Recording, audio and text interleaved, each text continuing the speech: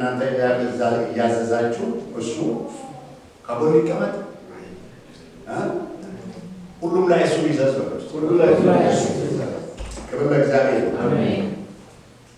የተሰጠን ጸጋ አይተው ቀኝ እጃቸውን ሰጡኝ ይላል ጳውሎስ። የተሰጠኝ ጸጋ አይና አለቆች የመሰሉ እንኳን ቀኝ እጃቸውን ምን አደረጉ? ሰጡ። ገላትያ 2:9 ነው።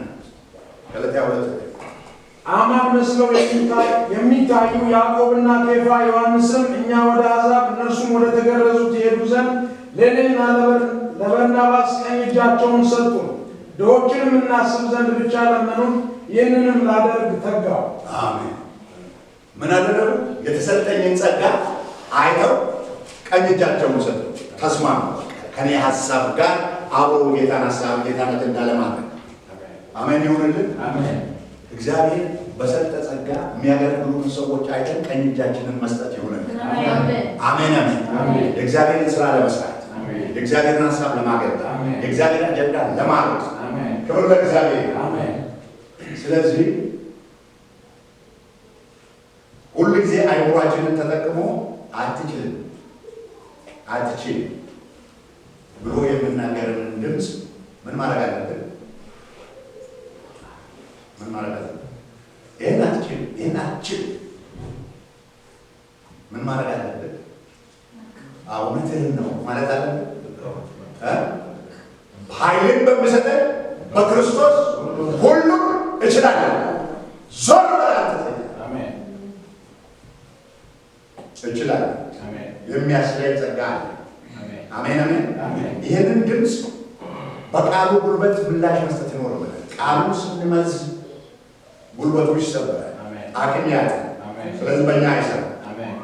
የእግዚአብሔር ቃል ምንድነው ነው? ለሚያምን ሁሉ ይቻላል። ለሚያምን ሁሉ ይቻላል። እንደገና ለሚያምን ሁሉ ይቻላል። እንደገና ለሚያምን ሁሉ ይቻላል። አሜን። ምን ለሚያምን በማን ለሚያምን? በጌታ ክብር ለእግዚአብሔር። አሜን።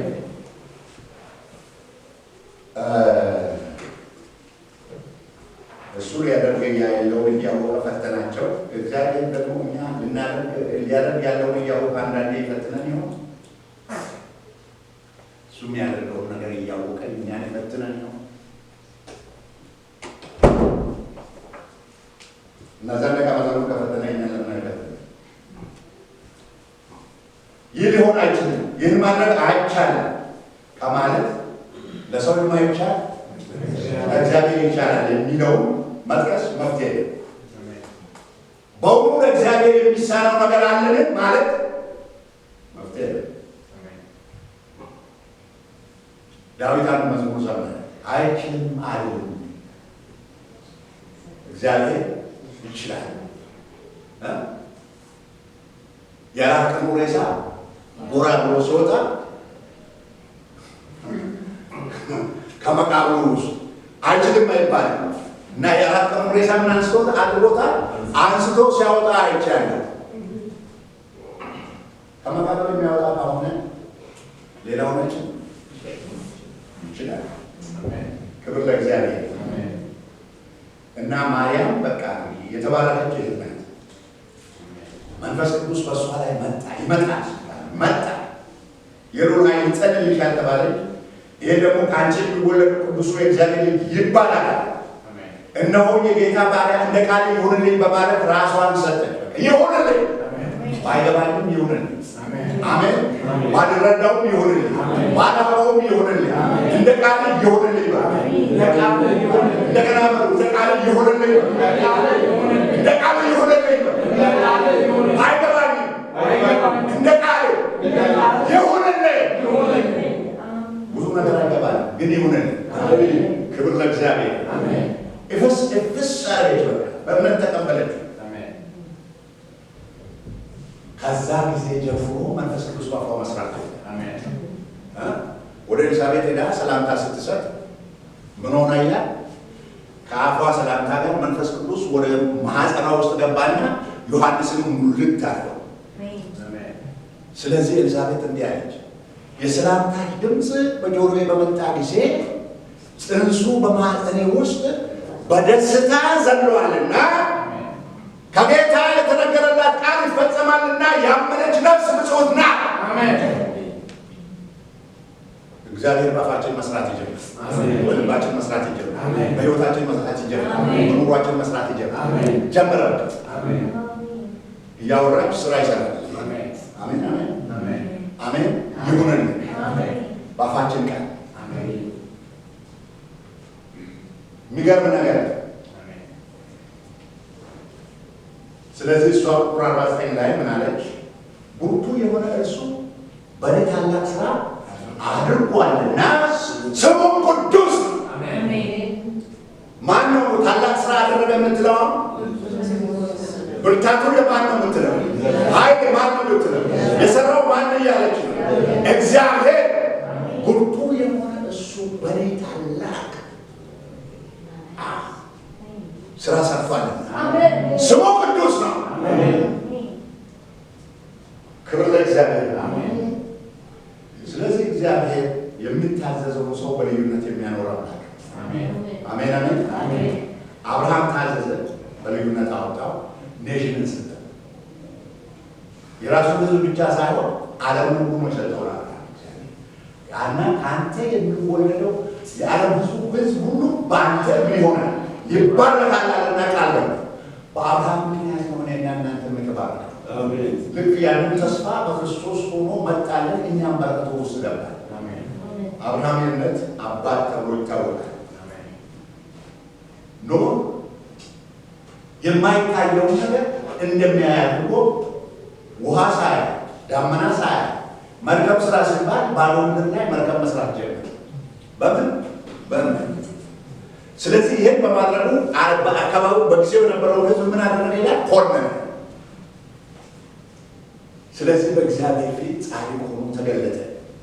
በእምነት ታዘዘ። እግዚአብሔር ያለውን ነው ታዘዘ። ዮሴፍ እንዲሁ በልዩነት ወጣ።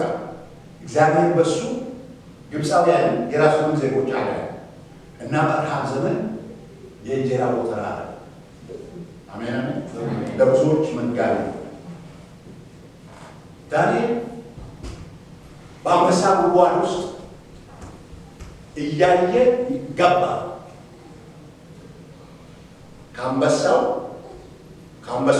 አንበሶች ናቸው። ከአንበሶቹ ማን እንደሚበልጥ እያየ የእግዚአብሔር ኃይል እንደሚበልጥ እያየ ገባ እና እሱ ሲሄድ አንበሶቹ ስቃይ ውስጥ ገቡ። አፋቸው ታሰረ፣ ተቆለፈ። መልአክ መጥቶ አፋቸውን ቆለፈ። ስለዚህ መንቀሳቀስ አይችሉም። ጭንቅ ውስጥ ያለው እሱ እንቅልፍ ውስጥ አለ። እግዚአብሔርን እያየ አሜን አሜን።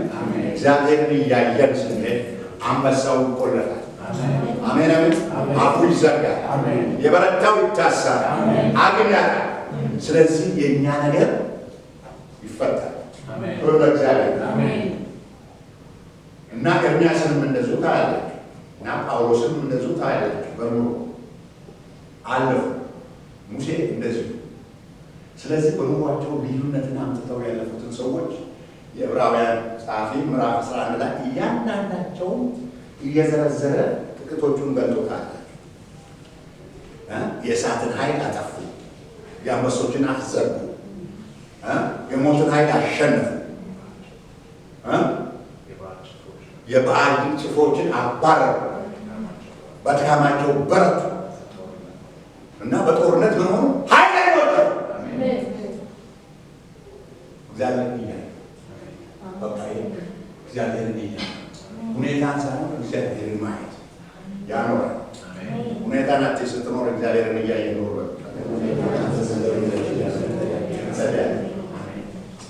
ስንጸልይ ስለዚህ እግዚአብሔር በቃሉ የገለጠልን እውቀት መታዘዝ ይሁንን እና የእግዚአብሔር የሆነውን ነገር እንዳንሻል ሩን እንዳንሻል ያለንን እንድናደርግ እግዚአብሔር ቢላክ ታጋይ ወደ